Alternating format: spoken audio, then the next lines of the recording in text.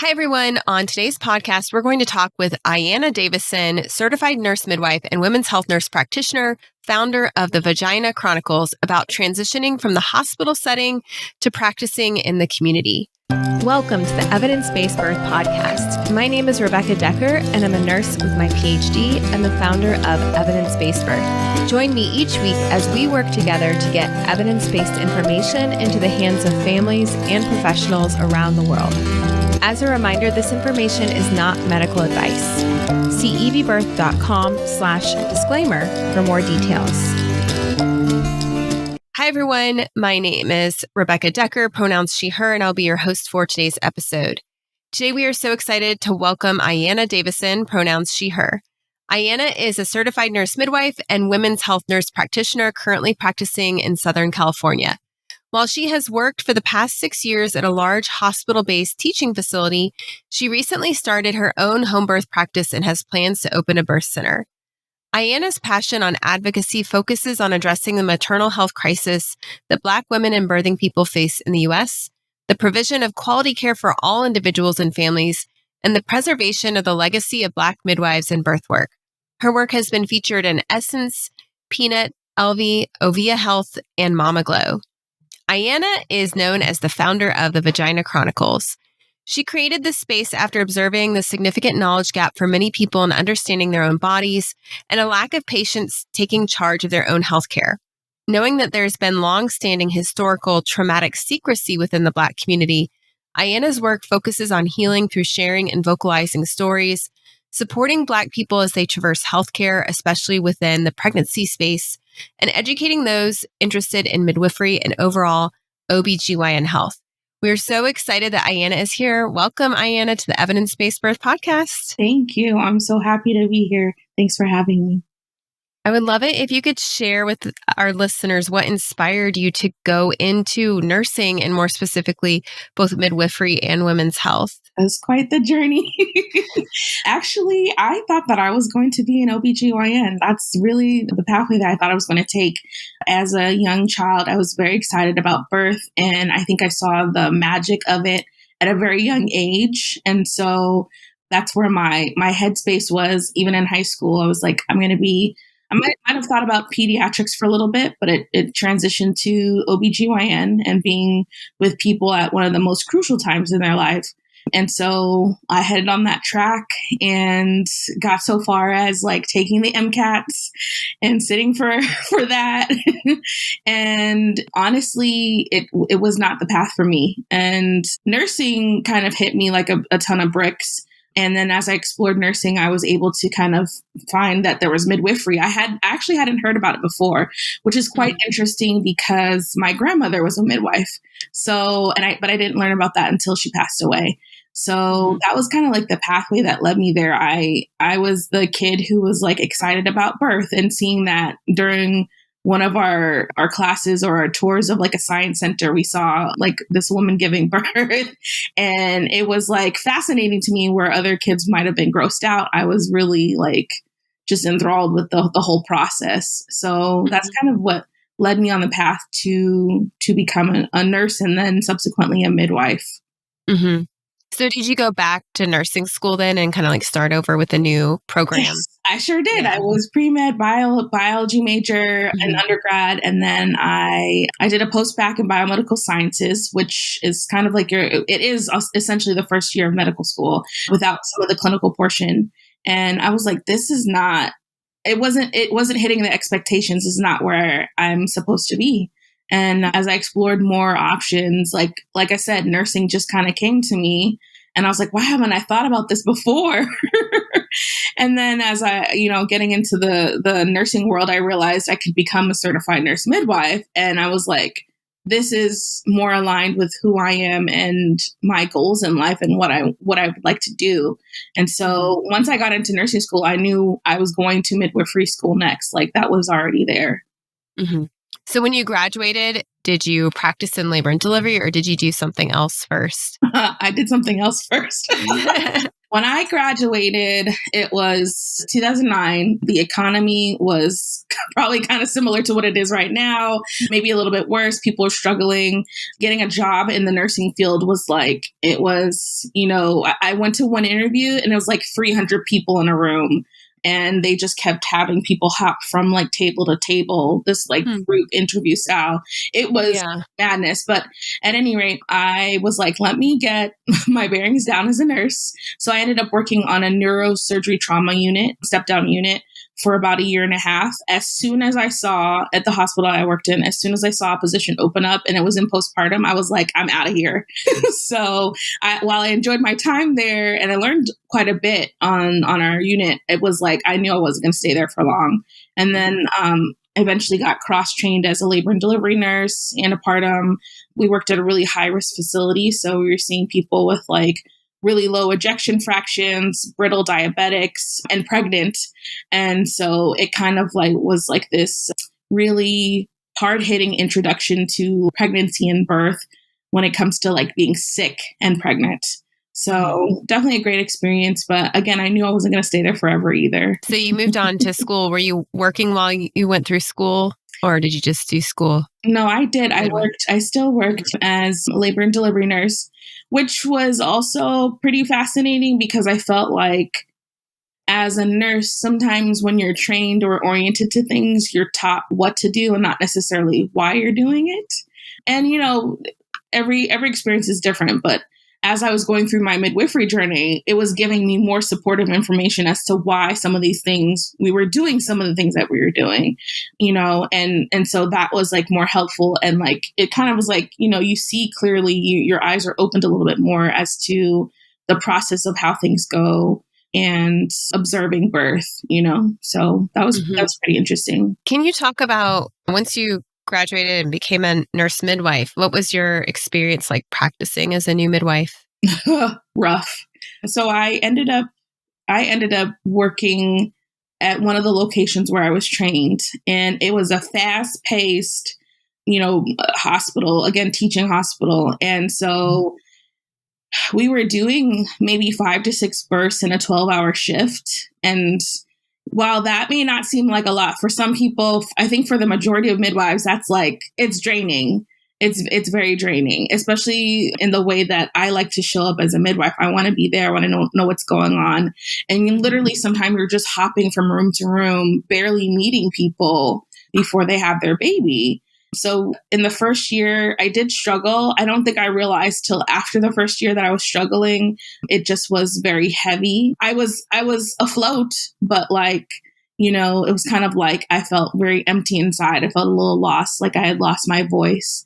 And so it took some time to regain that. But the first year I was looking for other midwives who looked like me. And then also like looking to folks who had worked for a little while, like, hey, when does this get better or different?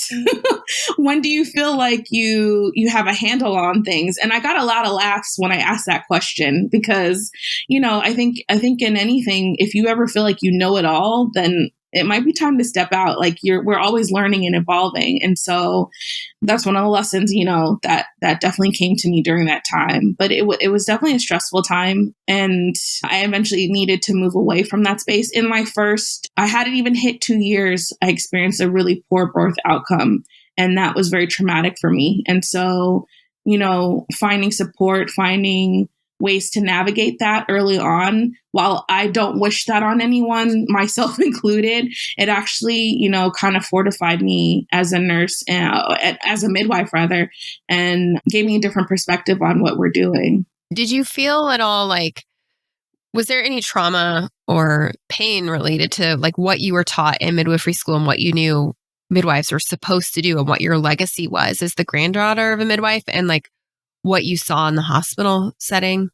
It's funny you mentioned that. I'm actually, sidebar, I actually present on new grads and student midwives this weekend at the Black Maternal Health Conference. And in my digging through, speaking of research, in my digging through, I've been coming across these articles talking about the expectation versus the reality of midwifery. I will say I had somewhat of a big letdown in my expectation of what it was going to be and how it was going to be. But there were two things that kind of kept me going through all of this, because I would say I probably experienced burnout fairly quickly, maybe within the first 2 or 3 years, as opposed to some who it doesn't hit till 5. The two things that kind of kept me going, the first was we have a Black birth worker group locally. And one of the doulas who, when I first went to this meeting, I felt kind of embarrassed because my goal was to be more of a community-based midwife. I wanted to be out in the community. My goal was a birth center, or is still a birth center. And I just felt like I was failing at it. I felt like, you're still in the hospital. This is not what you had set out to do. But the redirection in our conversation was so powerful. And she said, look, our people come to you because most people are covered through insurance to get their maternity care there. So you're actually helping a lot more people right now where you are, and lean into that right now. We need you in these spaces as a Black midwife because people don't often get afforded that opportunity.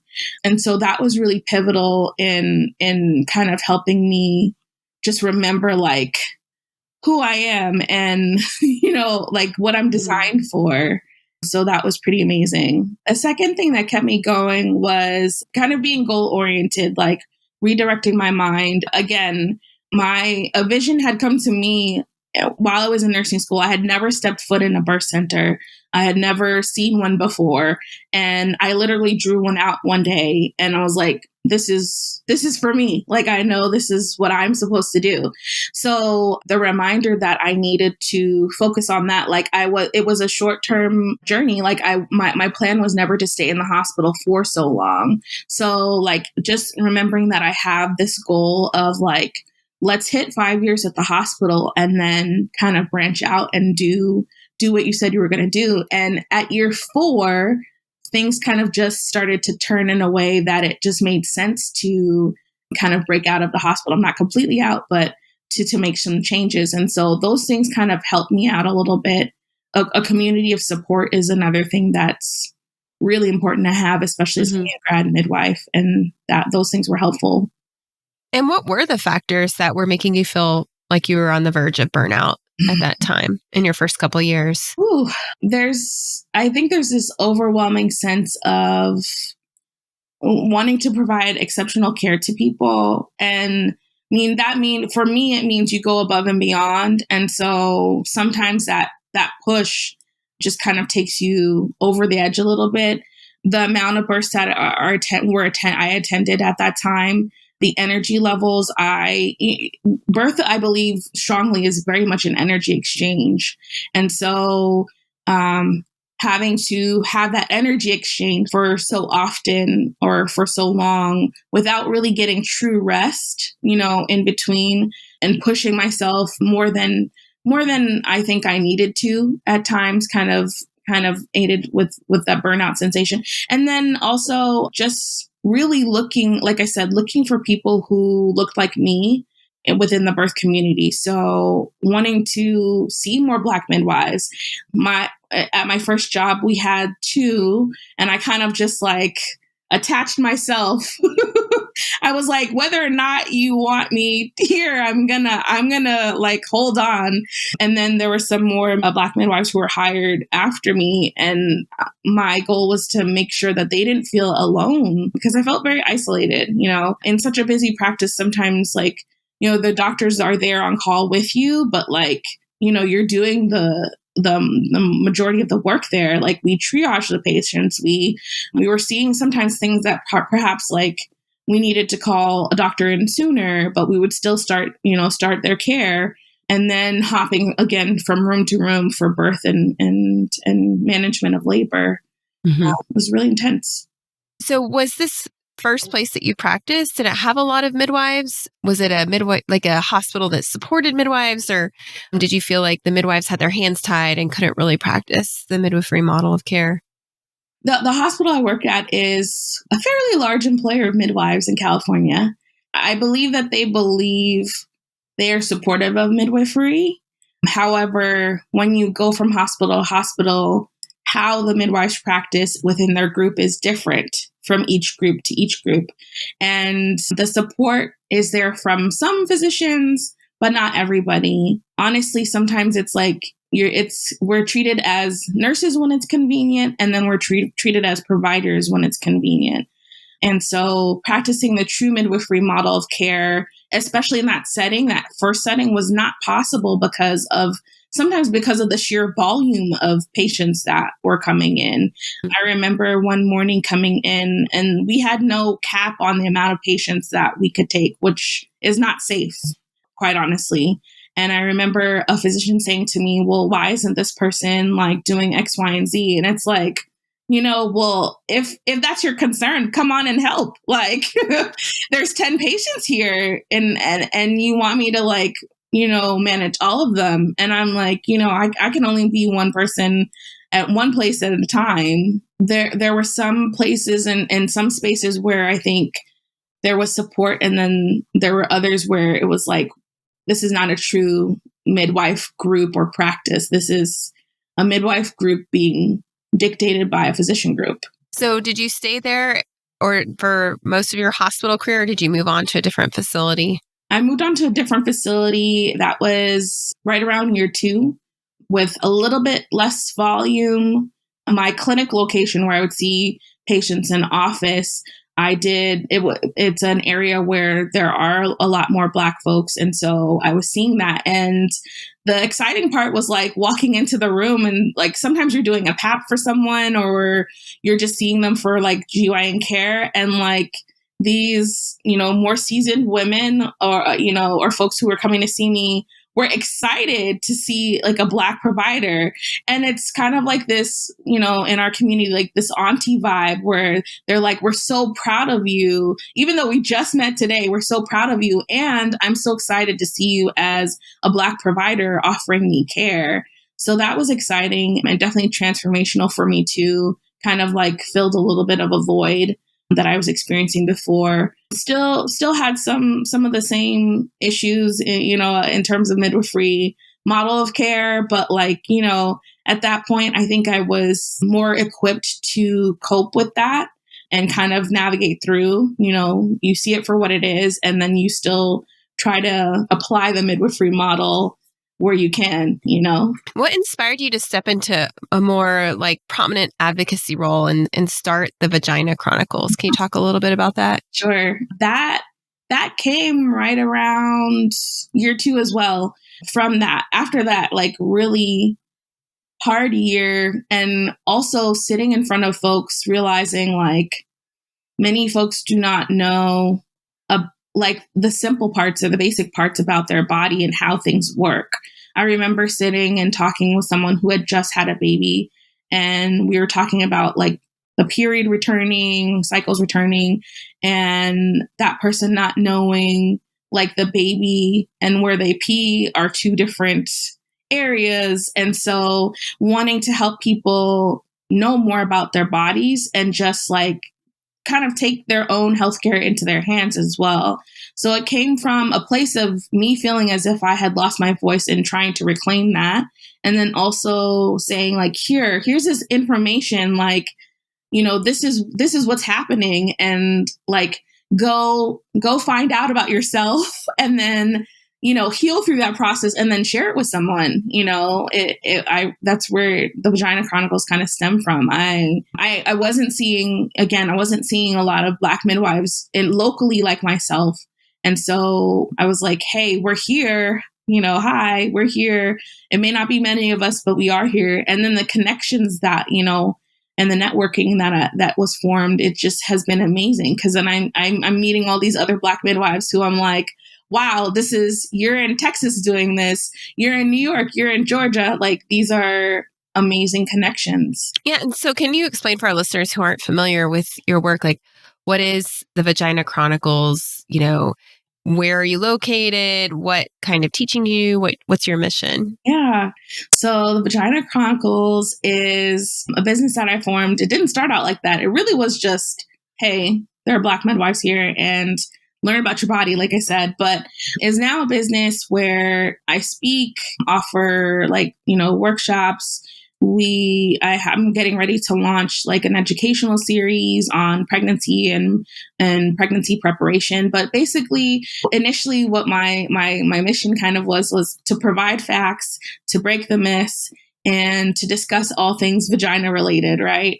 And now it's kind of transformed into like more of a know yourself, know who you are, whether that is as a Black midwife, whether that is as a person who owns a vulva and a vagina and a uterus, or none of those things, and you're just interested, and also healing as well. I find again, because especially in the Black community, there's so much secrecy when it comes to things like miscarriage or abortion. It's time that we have these discussions, and it's happening so much so that we are helping ourselves heal through past traumas and learning about the things that our families have experienced is so important. And so all of those things combined is kind of like the root of the Vagina Chronicles. And so you share stories there and information and help people with body literacy. I find it. Yeah. Sorry. No, I was just going to say I try my best to. Yes. It's really interesting when I talk with young people about their bodies. And like you said, they don't understand like the different holes in their body. They don't understand anything about the uterus or the cervix or even how pregnancies, progress. Mm-hmm. And it's really empowering when people have that information about their bodies. I think it's really awesome that you're like kind of sharing showing them, here's your power. Yeah, exactly. I used to say it's like helping people find their voice, but it's like, that's not really my job. My job is like, here's this information. And I feel like through the digging and discussion, they kind of like tap into what they already had, It's kind of the same way I feel about birth. Like, I'm no one's savior. We're guides and not gods. We don't have that role, but like what I can do is like support you along the journey and then like help you navigate a system that was like totally not designed for you to thrive in. And so just like guiding people along the way, that's really what it's about. Aiyana, I know you mentioned that you're planning on fulfilling your dream of like moving into being a community-based midwife, whether at home or at a freestanding birth center. Can you talk about like how you made that decision to like take that leap from the hospital to the community setting, and what has that journey been like? Sure. Yeah. 2020 is really what did it all.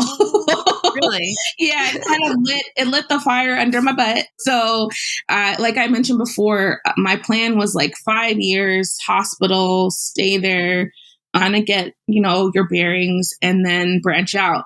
And so around year 4, I'm starting to feel like that turn, like things needs to start happening. I was able to talk with some lovely midwives out in LA at Kindred Space, which is a birth center out there. We had some prior connections before I taught for one of their doula training programs. And in discussion, as they open up, the door opened for me to kind of have like a little bit of a fellowship there. Again, with my goal being a birth center, I really wanted to have that experience. So I think too, what I want for folks to know is like, especially in the certified nurse midwife route, because there's so many different routes for midwifery, or there's a wide range of routes. For our program, we didn't have a lot of out-of-hospital exposure. There was like a slight option, but it wasn't really, you kind of had to really push to have that. And so for me, it was important to kind of understand what's happening outside. So it's been quite the journey. Like I said, 2020 kind of had me get pushed in this direction that I was already going to plan to go to. So instead of staying full-time, I went per diem at the hospital that I work. So it affords me some more flexibility. I can still work. And then also I have this time to work on my own home practice, which we just opened in July. I'm so sorry. We just opened in April. We just had our first birth in July, and explore that community. And also, in this time, I've been able to link up with some other home birth or CPM, the midwives out in the home birth setting, and they've been just really supportive. And there's one in particular, Alicia Hubble. She's absolutely amazing, who has like taken time to look through my birth bag and like make suggestions and kind of be a guide for the things that I might have missed, either before in training or as I'm trying to prepare and really be thorough with getting this home birth practice together. So it's been a busy season, but it doesn't feel so full that I can't handle it. Like, I don't feel like I felt like starting out in the hospital. I feel like there's a balance to it, Yes, there are days where I'm like, wow, this was a lot. But there are many more days where I'm like, okay, today is a focus on your practice and paperwork. Or today I'm going to the hospital. Or today I'm going to the birth center. So it's just been really eye-opening. And for the student midwives out there listening, I encourage you, especially in the nurse midwifery realm, I encourage you to experience all realms of midwifery if you're able to, Even if it's just shadowing. Absolutely. I would have loved to, and I just wasn't afforded the opportunity at the time. Mm-hmm. But I'm getting it now.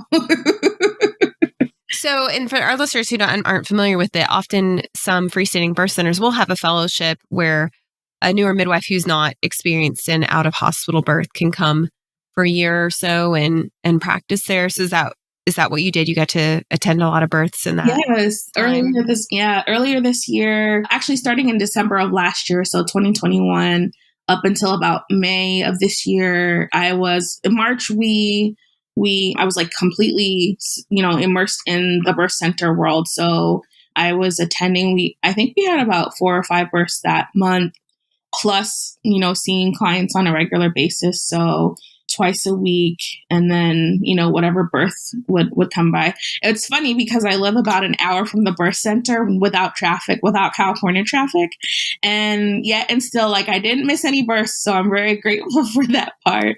But it's quite the experience. And like, just the clients alone, the students there, of course, the midwives, all of it was an exceptional experience. I'm really glad that I was able to have this.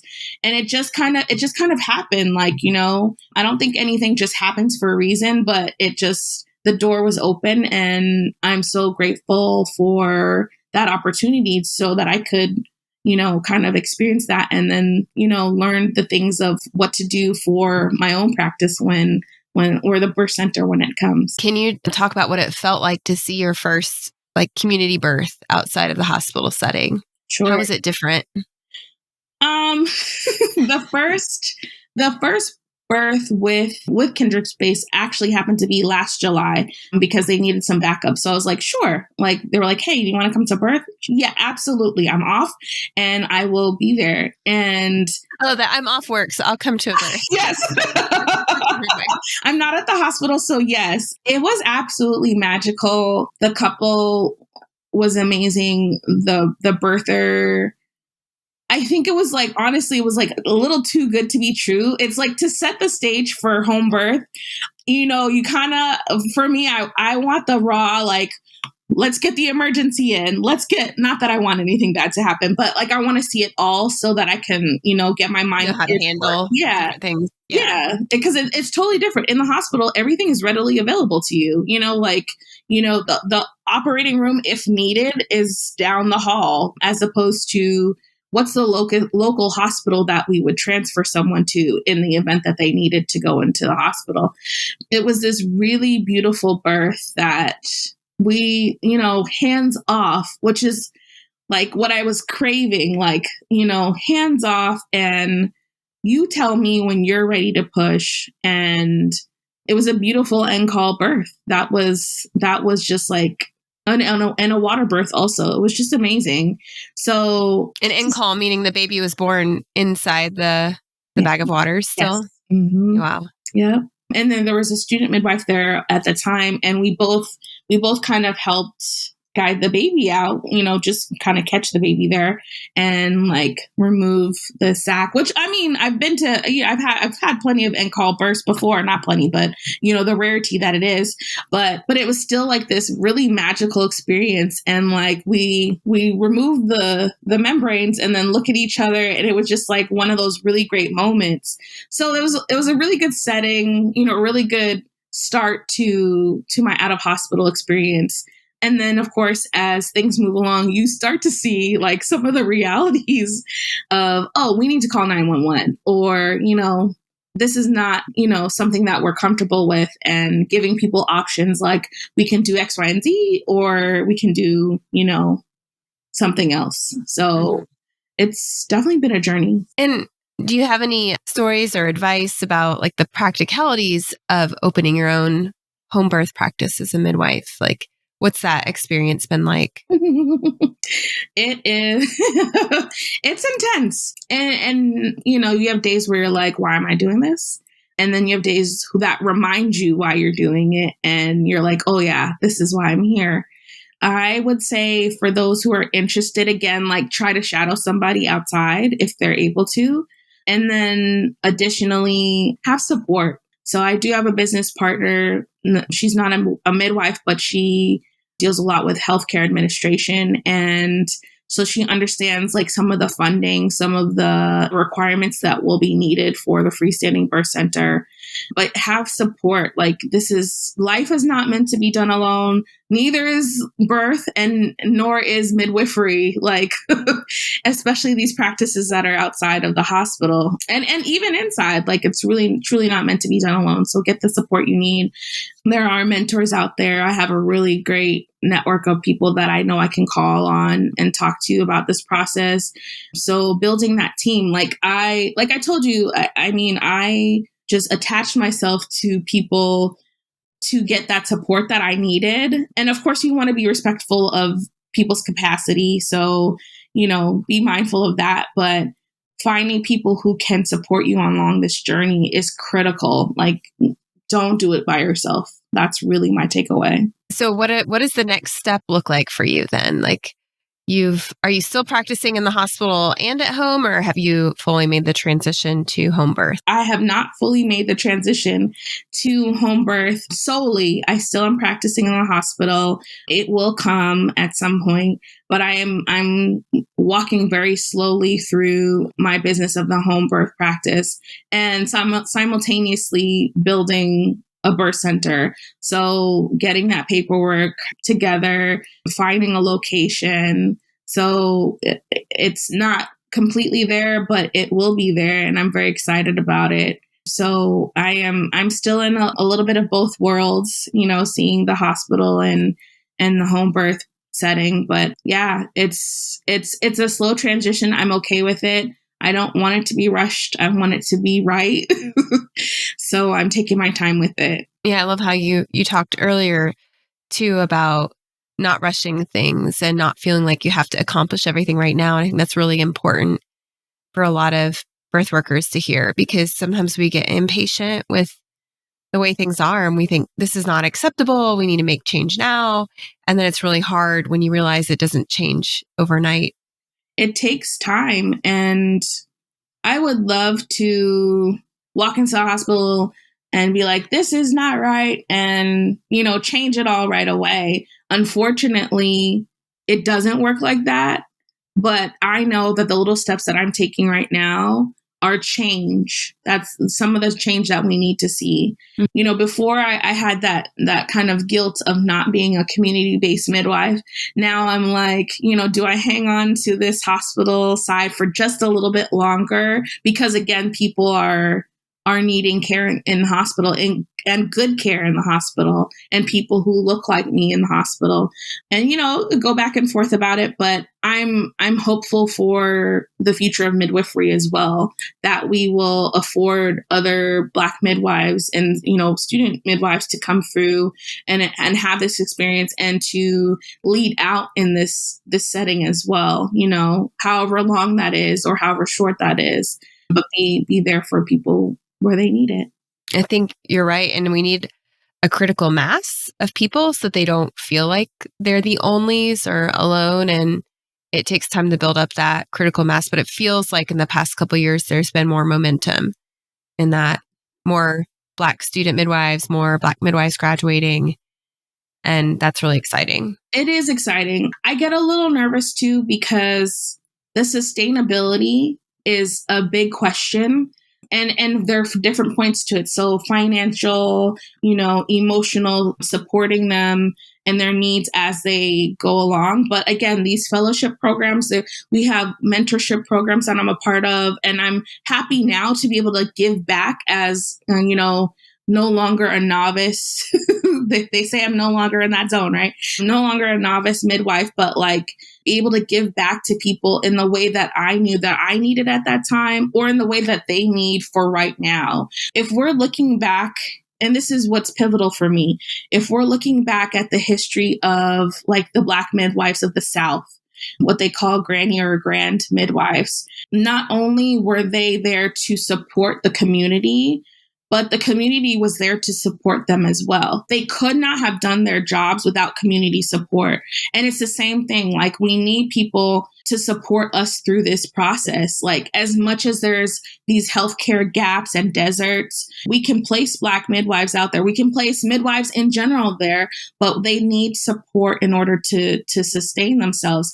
That includes like familial support too. Like, sometimes we have midwives who like they have kids or they're single parent homes, and we're expecting them to come in and do this care, this really big job, but they need support at home too, Mm-hmm. And there are others who have that, which is great. Sometimes even just a meal after a birth, like I'm a single midwife, and sometimes I'm like, I don't even know what to think about what to eat after birth.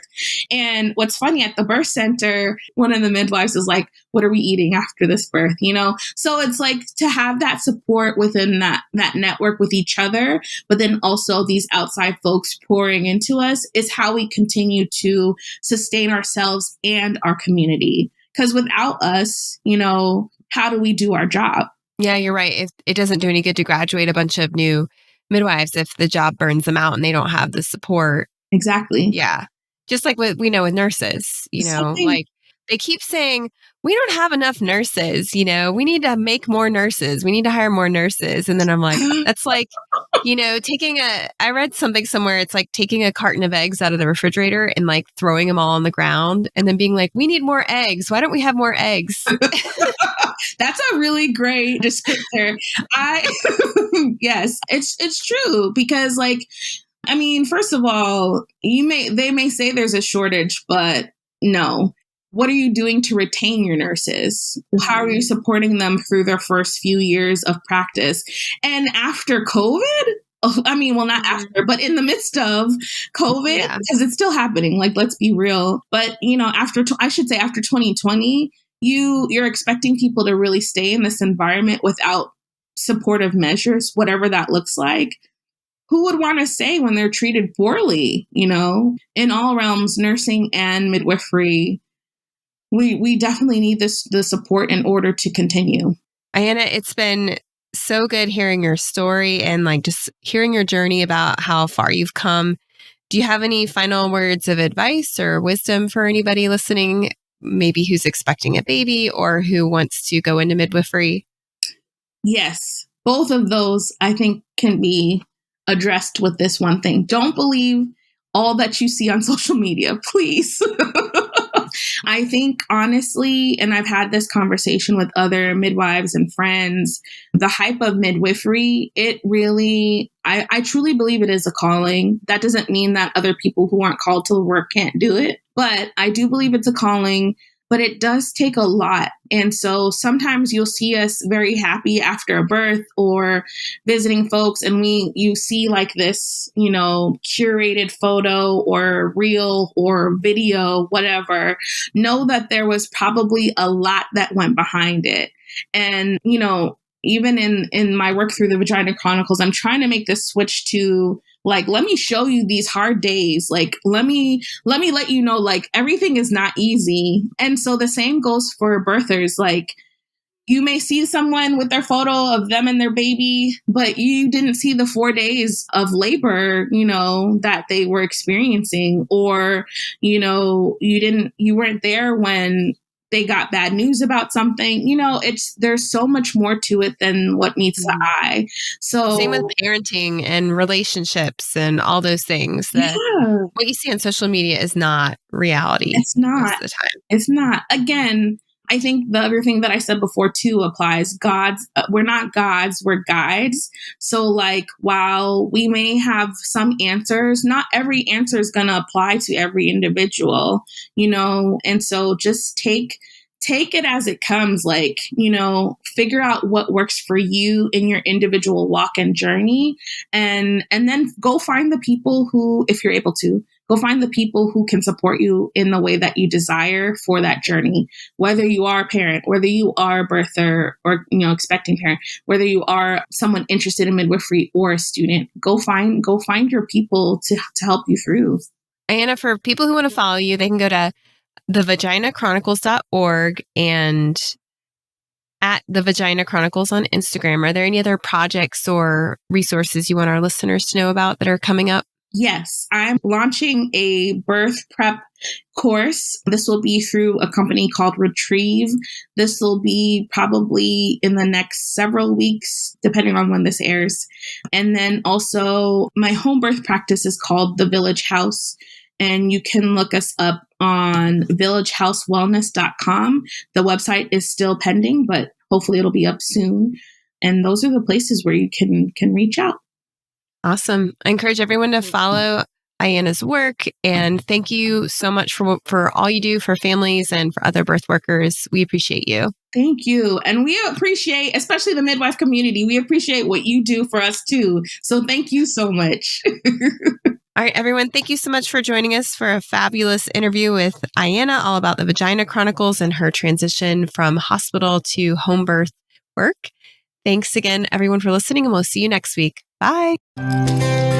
Today's podcast was brought to you by the Evidence-Based Birth Professional Membership. The free articles and podcasts we provide to the public are supported by our professional membership program at Evidence-Based Birth. Our members are professionals in the childbirth field who are committed to being change agents in their community. Professional members at EBB get access to continuing education courses with up to 23 contact hours, live monthly training sessions, an exclusive library of printer-friendly PDFs to share with your clients, and a supportive community for asking questions and sharing challenges, struggles, and success stories. We offer monthly and annual plans, as well as scholarships for students and for people of color. To learn more, visit ebbirth.com/membership.